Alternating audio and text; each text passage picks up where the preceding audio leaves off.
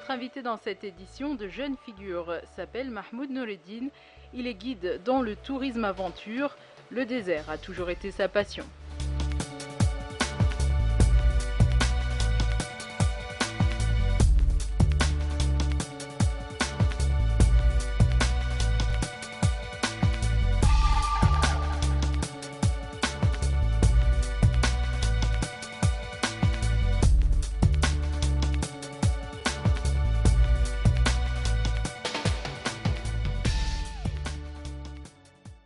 Pour démarrer, j'ai grandi à Maadi, au Caire, et j'ai vécu toute ma vie ici à Maadi. Je suis allé au lycée Horeya à Maadi ici aussi.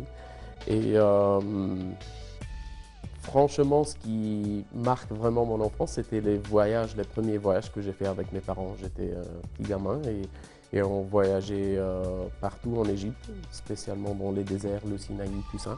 Et je me rappelle très bien, ça m'a beaucoup impressionné, ça m'a donné vraiment l'envie de découvrir ce pays-là que je trouve extraordinaire. Mon papa, il est architecte, mon père est un architecte. Ma mère, elle est guide égyptologue. J'ai un frère aîné, il est ingénieur aussi, il n'a rien à faire avec le tourisme, mais tous amoureux d'Égypte.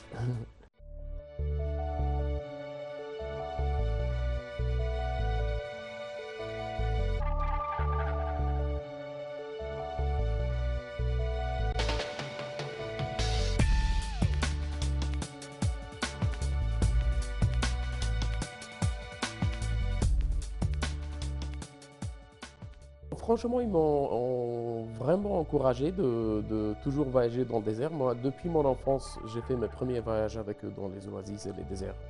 Et j'étais vraiment impressionné. Et depuis, ils m'ont encouragé. Bien sûr, le point important, ils ont insisté que je termine mes études. Clairement, je comprends très bien. Donc c'était vraiment ça, que je termine mes études. Mais pendant ma deuxième année en université, j'avais commencé déjà à vraiment connaître le désert et à aller beaucoup plus et à travailler dans le désert, si je peux dire.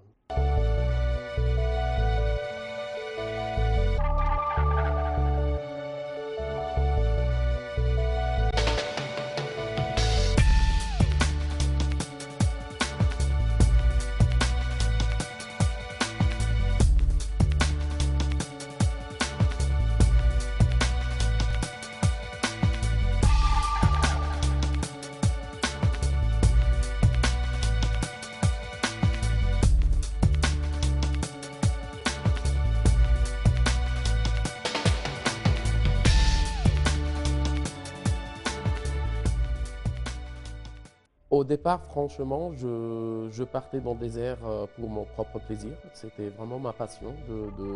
Je prenais le bus, j'avais pas de 4x4, donc je prenais le bus et puis j'allais dans une des oasis et je découvrais l'oasis avec un petit vélo ou à pied, ça dépend.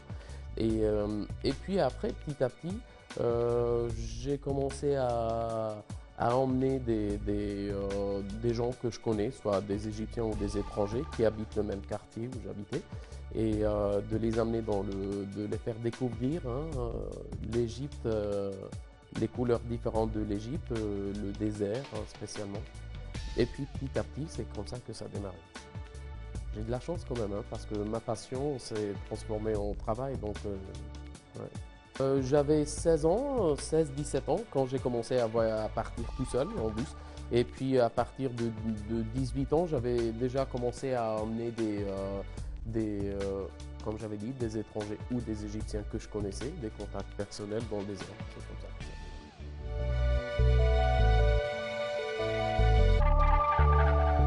Mahmoud a fait ses études dans une faculté de tourisme pour pouvoir faire de sa passion un métier. Son but étant surtout de sensibiliser le public à la beauté du désert égyptien, souvent méconnu.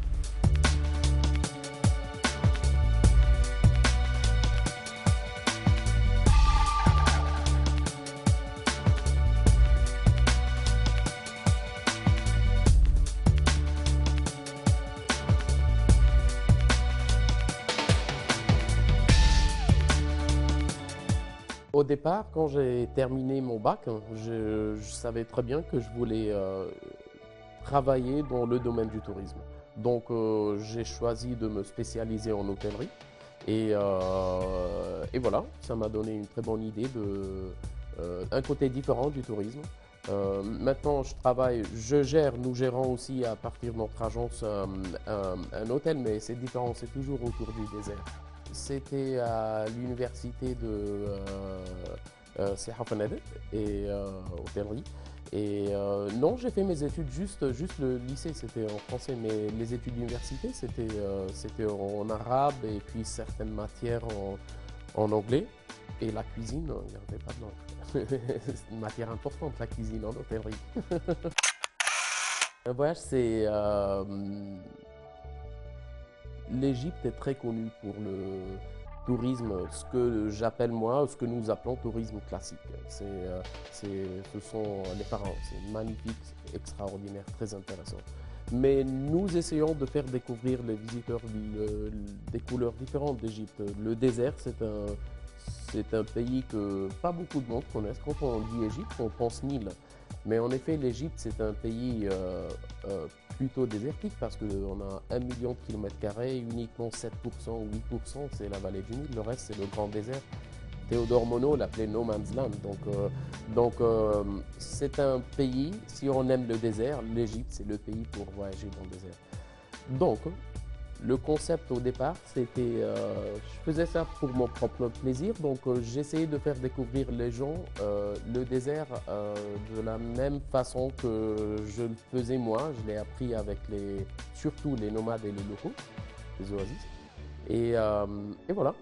Et pour organiser un voyage, ça dépend vraiment de l'itinéraire, le nombre de jours, le but du voyage. Soit si c'est un but scientifique, ce sont des scientifiques qui font certaines recherches, ou bien c'est un simple voyage touristique, à pied ou en 4x4 ou en felouque. Ça dépend de la destination et du but du voyage.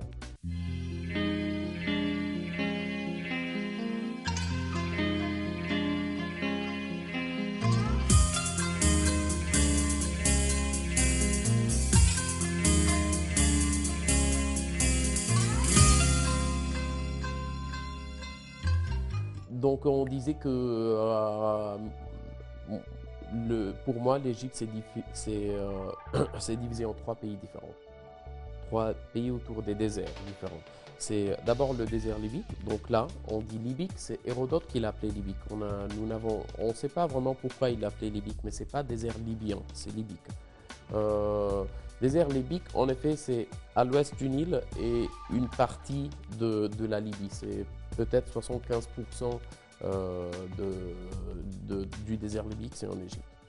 Le désert libyque, c'est un désert très différent des autres déserts que je vais mentionner maintenant. L'autre désert pour moi, c'est le désert à l'est. C'est parallèle à l'est qui longe toute la montagne de la mer Rouge, du nord au sud, de la frontière avec la Méditerranée jusqu'à la frontière sudanaise. Entre la mer Rouge et le Sinaï et le Nil. Tout ce long de la montagne, c'est un désert, ce qu'on appelle le désert de l'Est de l'Égypte. Et puis après, il y a le Sinaï. Un désert encore très très différent, c'est une insule très différente avec une histoire géologique, si on peut dire, très différente, donc des couleurs et des formes très différentes. Le désert libyque, c'est un désert très ouvert.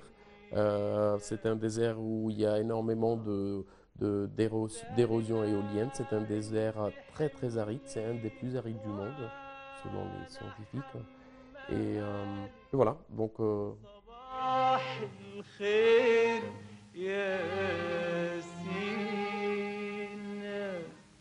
وصباحك يا سينا رسيتك مراسينا صباحك يا سينا رسيتك مراسينا تعالي حضننا الدافي ضمنا وبوسينا يا سينا يا سينا وصباحك يا سينا رسيتك مراسينا وصباحك يا سينا تعالي ضمنا الدافي ضمنا وبوسينا يا سينا يا سينا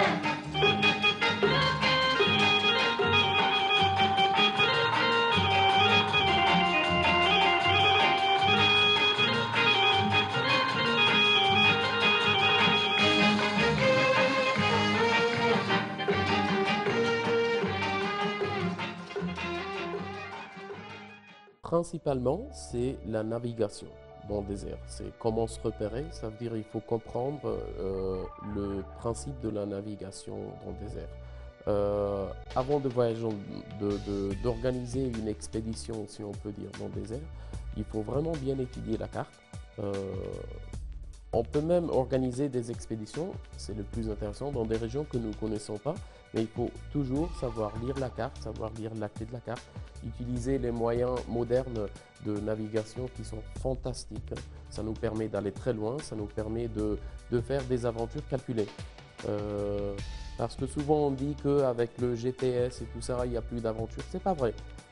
Si on sait utiliser les méthodes modernes avec les cartes et les boussoles, on arrive vraiment à faire des expéditions, des aventures bien calculées. Donc c'est la navigation, il faut faire attention. Donc aussi en traversant les déserts, il faut faire très attention parce que c'est une expédition, vous êtes en autonomie complète. Pendant toute l'expédition, peut-être c'est 26 jours ou 20 jours, sans passer par des points d'eau ou des villes ou des oasis. Donc il faut être vraiment en autonomie complète au niveau de l'eau, l'alimentation, le carburant, ainsi de suite.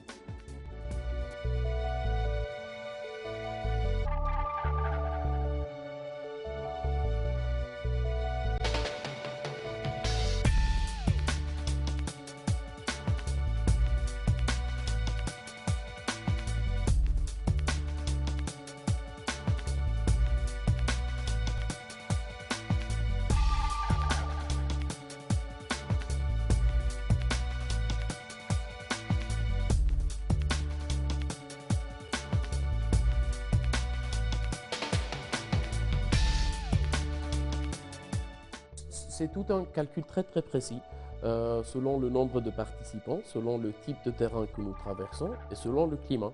Parce qu'une expédition en plein janvier, on consomme nettement moins qu'en avril, quand il fait l'eau, je parle de l'eau bien sûr. Donc ça dépend vraiment de la destination, la période et la durée du voyage et le nombre de participants.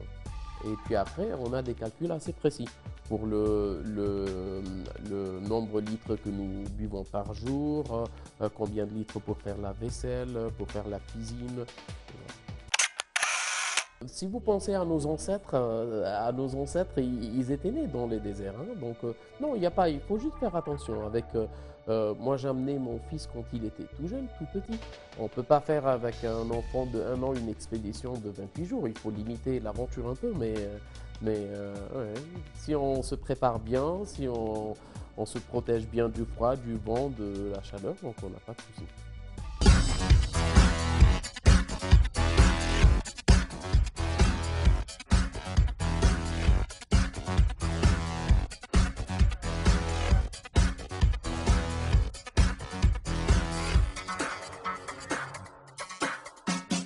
Pour les gens qui partent pour la première fois dans le désert, les premiers jours, les premiers bivouacs en dormant sous les étoiles, ils ont un peu peur. Ils pensent à tout ce qu'ils ont lu dans leur enfance, mais au départ, mais après, c'est formidable. Les déserts, c'est très différent que la forêt. La forêt, c'est magnifique, c'est extraordinaire aussi, mais c'est habité. Il y a de la vie autour. Le désert, c'est vraiment le contraire. Il n'y a rien, il n'y a que vous et la nature. Non, il n'y a pas de réseau cellulaire du tout, non, mais quand même, les moyens modernes sont assez avancés. Nous avons maintenant des téléphones satellites. Donc, ce sont des téléphones qui captent partout, qui captent un réseau satellitaire. Donc, là, ça fonctionne partout. Le challenge le plus important, c'est vraiment ça, c'est très personnel.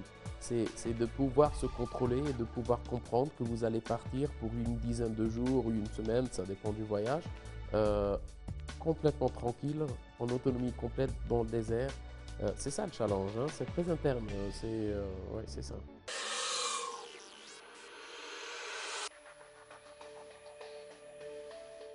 Alors, les scientifiques, alors là, j'ai énormément de chance. Une deuxième fois, j'avais énormément de chance de pouvoir travailler dans le désert. C'est ma passion. Et puis deux, c'est vraiment de partir avec des spécialistes, des scientifiques, des gens qui connaissent le désert. La géologie, c'est l'histoire du désert. De comprendre la géologie du désert, c'est comme si on lit l'histoire du désert. Donc j'ai eu la chance vraiment de partir avec, d'accompagner, de guider plusieurs expéditions scientifiques. Et là, chaque expédition avait un but différent. Souvent, c'était des départements ou des scientifiques, des géologues, donc qui partaient pour étudier une certaine roche dans une certaine région très spécifique, très détaillée. Et puis d'autres, c'était des spécialistes de la préhistoire. Donc ce sont des archéologues spécialisés en préhistoire qui veulent aller dans certains coins pour étudier les grottes préhistoriques et les peintures et les gravures préhistoriques et les outils aussi. Et puis d'autres, ce sont des paléontologues qui cherchent comme les ammonites, tout ce que nous trouvons, des fossiles exactement. Le désert, ça ouvre les yeux. En marchant dans le désert, si on regarde bien, si on ne regarde pas, on ne voit rien. Mais si on regarde bien, c'est pas vide. Si on regarde, on trouve que le sable, il a des couleurs différentes. Les roches, elles sont différentes. Comme une météorite, d'un seul coup, au milieu du sable, tu trouves une pierre noire avec une forme assez étonnante par rapport aux autres pierres.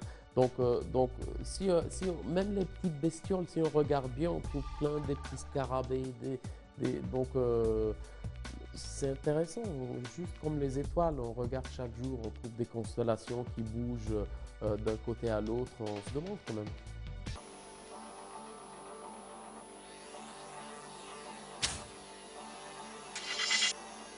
Mahmoud est très fier de nous parler de son rôle dans l'organisation du célèbre rallye des pharaons.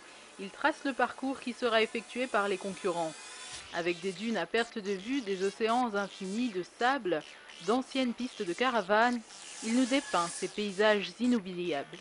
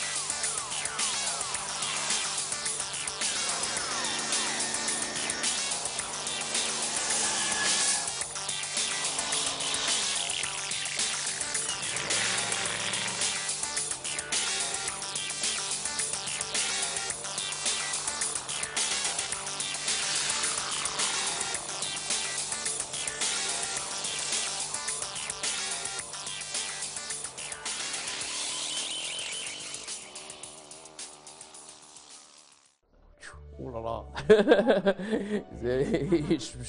ça peut me prendre 6 mois pour vous raconter comment organiser un rallye. Oui, ben non. Alors, mon histoire avec les rallyes. D'abord, moi, j'ai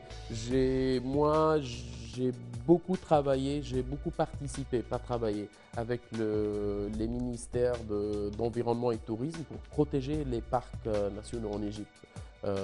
Pour délimiter les régions importantes à protéger dans les déserts, soit pour une raison scientifique, géologie ou préhistoire ou peinture ou gravure, ou bien pour une raison de flore ou faune, de plantes assez rares qu'on ne trouve plus par exemple. Et puis après, j'ai connu un ami et puis c'est avec lui que j'ai commencé un peu, lui il faisait du rallye. Et moi, j'étais au départ toujours j'étais contre un peu les rallyes. Et parce que ça passait dans des régions où moi je trouvais c'est dommage de faire passer des 4x4 et faire du sport dans ces régions. Et puis après, avec pas mal de discussions avec les organisateurs étrangers du Rallye des Pharaons, on est arrivé à une solution très positive parce que c'est très loin, ça se passe très très loin de tous les parcs nationaux. Et donc au départ, je faisais la course. Je faisais la course aussi hors de l'Égypte, on faisait des traversées en Afrique. Et puis depuis 2010, on a commencé à organiser le rallye de Pharaon, donc je ne cours plus en Égypte. Et là, c'est un challenge assez important parce que c'est énorme, c'est un championnat du monde. Il y a 500 personnes de participants, soit assistants ou concurrents. Et puis c'est un challenge que j'aime bien, hein. C'est assez impressionnant parce qu'au départ il faut penser à l'itinéraire et faire l'itinéraire et tout ça, donc c'est une passion magnifique dans le désert. Et puis après, l'organisation est fatigante, je dois l'admettre, je préfère courir dans les courses, mais là, voilà. Et alors, comment ça se passe alors pour gérer, par exemple, on a vu qu'il y a des voitures qui se retournaient, qu'il y avait des problèmes techniques, qui Ouais. qui s'embourbaient dans le sable, et notamment le dernier rallye, les dunes, tous les concurrents se plaignaient des dunes. Pas plaigner, pas du tout, au contraire, ils disaient, ouais, oui, tout à fait. En général, un rallye, si c'est facile, c'est très dangereux aussi, hein, parce que le rallye, c'est de l'adrénaline pure. C'est un sport plein d'adrénaline où on court vite, en faisant attention, bien sûr, sinon on ne continue pas, donc on perd. Donc, quand il y a des dunes très difficiles, pour les concurrents, c'est un challenge contre la nature extraordinaire. En effet, les rallyes, franchement, c'est un test entre l'homme et la nature. Pas un test, c'est un challenge. C'est avec les moyens que tu as autour de toi, soit une moto ou une voiture, il faut arriver au bout, dans des conditions très difficiles quand même. Donc oui, les dunes étaient très difficiles l'année dernière. On part bientôt pour faire l'itinéraire. Nous partons dans un mois pour faire l'itinéraire pour l'édition 2012 du Rallye des Pharaons en Égypte en octobre. Et donc vous allez faire un peu de repérage. Tout à fait, on fait ce que nous appelons une reconnaissance. On fait un voyage d'une quinzaine de jours. D'abord, bien sûr, ça nous prend 1 ou 2 mois pour bien établir l'itinéraire, pour bien le dessiner sur les cartes, parce qu'on a des règles à suivre, un certain nombre de kilomètres, une philosophie aussi de difficulté et de balance entre journées difficiles et journées plus ou moins faciles. Et puis après tout ce travail sur les cartes, de nouveau, on fait la reconnaissance avec des spécialistes pour faire ce que nous appelons un roadbook. Un roadbook, c'est un roadbook du rallye. Donc c'est tous les détails de l'itinéraire, vraiment mètre par mètre, hein. Et là, j'exagère pas. Pas à même étape, vraiment chaque mètre, s'il y a une note, c'est mis. Donc une étape de 400 km peut avoir, 80 pages de notes, parce que tous les virages, en général, le pilote, lui, il conduit, et puis il y a le copilote qui contrôle tout, qui lui dit quand est-ce que prendre un virage, le cap à suivre, les problèmes, hein, en route, s'il y a un Y qu'il faut suivre, donc voilà, donc on part en reconnaissance pour faire ça, au moins 6 mois avant le rallye. Et nous n'annoncerons jamais l'itinéraire, on l'annonce uniquement pendant le rallye, pour les concurrents. Mahmoud est optimiste quant au changement politique qui s'opère en Égypte. Pour lui, il n'y a pas de raison de s'inquiéter. Toute ma vie, je travaille dans le tourisme. Je suis très impliqué dans le tourisme aventure en Égypte, spécialement dans les déserts. Et là, nous ne souffrons pas de problèmes dans les déserts, nous souffrons des problèmes de sécurité dans les villes. Pour recevoir un touriste, moi, autant qu'agence spécialisée en voyage aventure, il doit ou arriver au Caire, ou à Luxor, ou à Sharm el-Sheikh. Il ne peut pas aller direct dans le désert. Donc c'est là le problème. Les gens, pour le moment, ils attendent parce que malheureusement, de tout ce que nous lisons des médias, que moi je trouve franchement parfois c'est fort exagéré, vraiment fort exagéré. Nous avons des problèmes partout. Parfois c'est fort exagéré, ça j'insiste, hein, parce que pour moi, et c'est ça le message que j'essaie de transmettre aux tour opérateurs européens, c'est que les problèmes, c'est très politique, ça nous concerne nous, les Égyptiens, dans notre pays. C'est pas du tout contre les étrangers, c'est pas du tout contre les touristes, c'est pas du tout contre une philosophie de l'État dans le secteur du tourisme. Pas du tout, c'est politique, ça se passe dans les lieux publics, dans les grandes villes, et même s'il y a des manifestations, c'est très loin des touristes. Le touriste, il arrive à l'aéroport, à l'hôtel, et puis il part, il fait son voyage. S'il y a des manifestations, c'est dans une place. C'est pas, la vie ne s'arrête pas, et la preuve, c'est que voilà, notre vie ne s'arrête pas, quoi.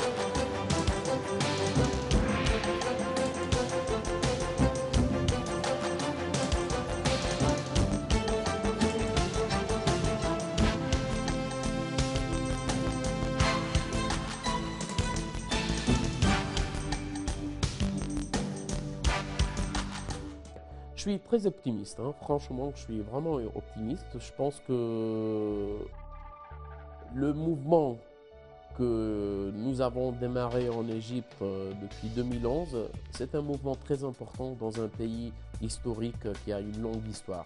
Donc ça va nous prendre du temps, il faut être patient.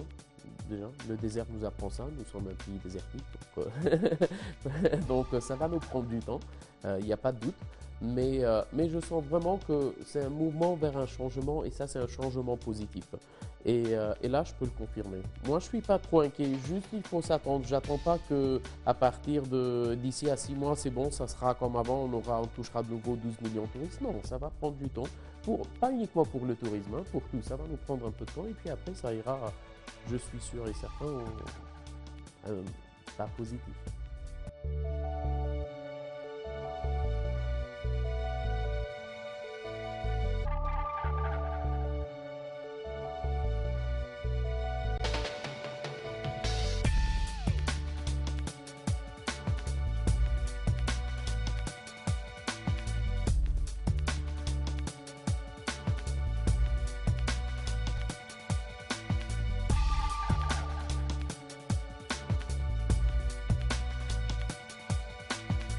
Cette édition de Jeunes Figures touche à sa fin.